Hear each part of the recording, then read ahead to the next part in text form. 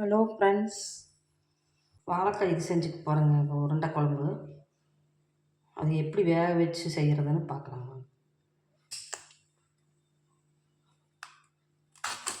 இப்படி அறுத்துக்கணும். இதே ரெண்டாக அறுத்துக்கலாங்க. இது வந்து வேக வச்சுக்கலாங்க. இட்லி சட்டியில் வேக வச்சுக்கலாம்.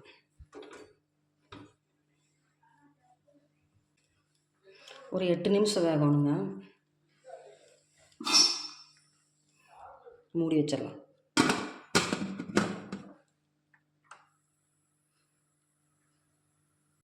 வாழைக்காய் வந்து நல்லா வெந்துருச்சுங்க. நம்ம எடுத்துக்கலாம். வாழைக்காய் வந்து நல்லா வெந்துருச்சுங்க. நம்ம இதை அப்படியே உரிச்சிக்கலாம். பாருங்கள், அப்படியே தோல் வரும். உரிச்சிக்கலாங்க. பாருங்க, அப்படியே வரும்.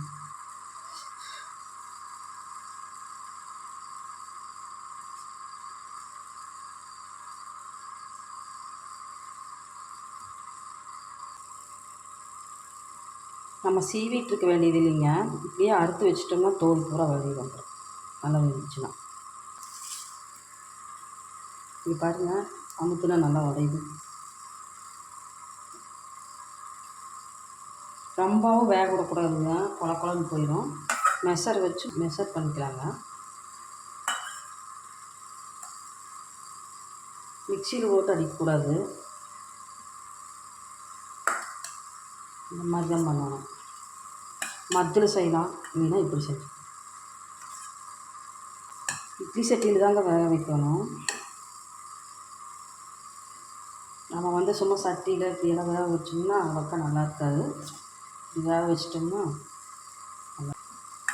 நல்லா மெசஞ்சிருச்சு பாருங்கள். மெசர் ஆயிடுச்சு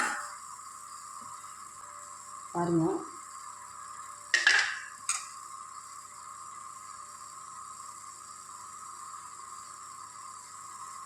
கையிலேயே ஒட்டுற பாருங்கள்.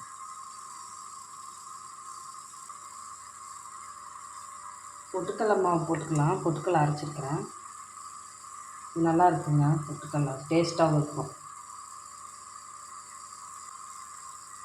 வெங்காயம் நைஸாக வெட்டி வச்சுருக்குறேங்க. இந்த மாதிரி வெட்டிக்கோணுங்க, அப்போ தான் நல்லாயிருக்கும். கருவேப்பிலை அதே மாதிரி போட்டுக்கலாம்.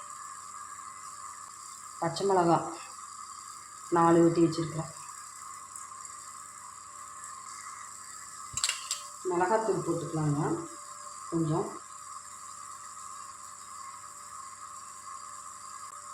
சால்ட்டு கொஞ்சம் போட்டுக்கலாம்.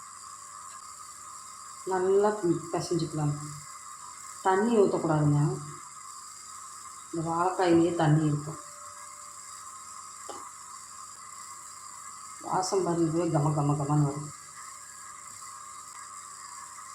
இந்த மாதிரி பிசைஞ்சு எடுத்துக்கோங்க. இதை வந்து நம்ம உருண்டைகளை பிடிச்சி வச்சுக்கலாம். சின்னதாக பிடிச்சாத்தாங்க நல்லா எண்ணெயில் போயிடணும்.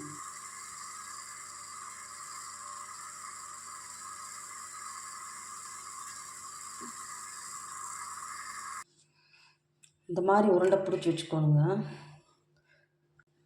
இந்த மாதிரி பிடிச்சி வச்சிட்டோம்னா அவனை எண்ணெயில் போட்டு எடுக்கணும், பொரிச்சு எடுக்கணும்.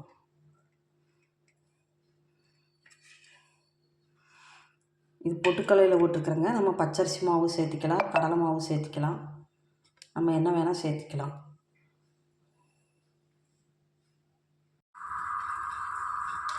ஃபேன் வச்சுருக்குறேங்க. எண்ணெய் ஊற்றிக்கிறேன். எண்ணெய் நல்லா காயணுங்க. எண்ணெய் காஞ்சிருச்சுங்க. நம்ம வடை போட்டுக்கலாம். வாழைக்காய் உருண்டை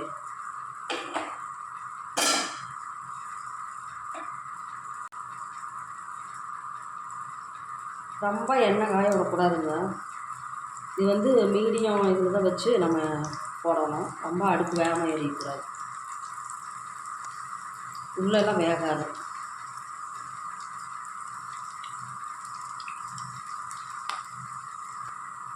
அப்படியே மெதுவாக திருப்பி போட்டுக்கலாம். இது வந்து நம்ம வடையாகவும் சாப்பிட்லாங்க, குழம்பு வச்சுக்கலாம். நம்ம வேணுன்னா வந்து ஸ்நாக்ஸாகவும் வச்சுக்கலாம். சாப்பிட்டு காஃபி வச்சு குடிச்சிக்கலாம். இப்படி சின்ன சின்ன உருண்டையாக போட்டால் தாங்க நல்லா வேகும். ரொம்ப பெருசாக போட்டோம்னா உள்ளே அப்படியே மாவாது, வாழைக்காய் அப்படியே இருக்கும், பச்சை வாசம் அடிக்கும். நல்லா வெந்துருச்சுங்க, எடுத்துடலாம்.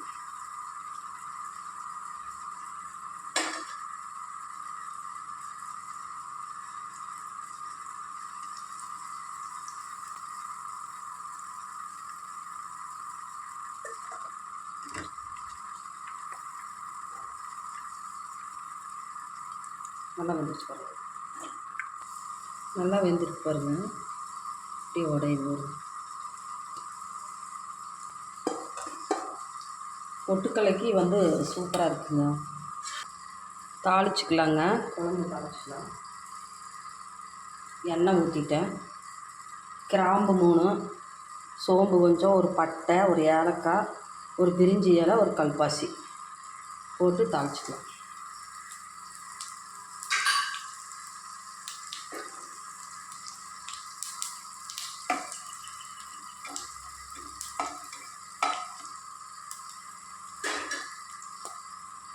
வெங்காயம் கருவேப்பிலை போட்டுக்கலாம்.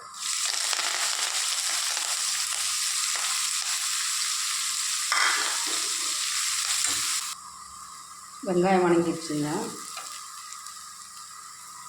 தக்காளி ஊற்றிக்கலாம். தக்காளி அரைச்சி வச்சுருக்குறேங்க, 2 தக்காளி. இஞ்சி பூண்டு பேஸ்ட் போட்டுக்கலாம். மஞ்சத்தூள், உப்பு, கொத்தமல்லி, மிளகாத்தூள் நல்லா வதக்கிக்கலாம்.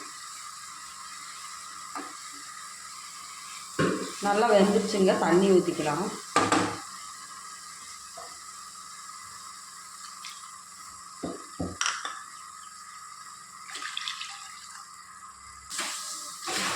நல்லா கொதிக்கணும், நல்லா கொதிக்கிட்டு குழம்பு நல்லா வெந்துருச்சுங்க. தேங்காய் பால் இருக்குது, தேங்காய் அரைச்சி வச்சுருக்கிறேன், அதை ஊற்றிக்கலாம். இந்த தேங்காய் பால் எடுத்து ஊற்றிக்கலாம், இல்லைன்னா அரைச்சினா நைஸாக அரைச்சி வச்சுருக்கேன். தேங்காய் வந்து ரொம்ப கொதிக்கக்கூடாதுங்க.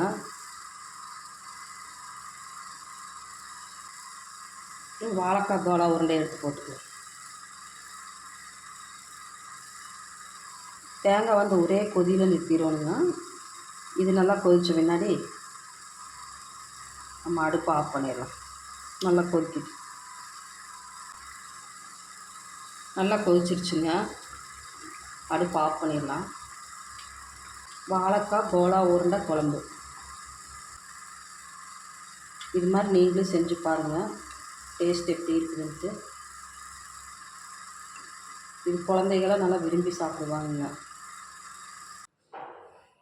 வாழைக்காய் கோலா உருண்டை குழம்புங்க, இது மாதிரி நீங்களும் செஞ்சு பாருங்கள். செஞ்சு பார்த்துட்டு கமெண்ட்டில் சொல்லுங்கள்.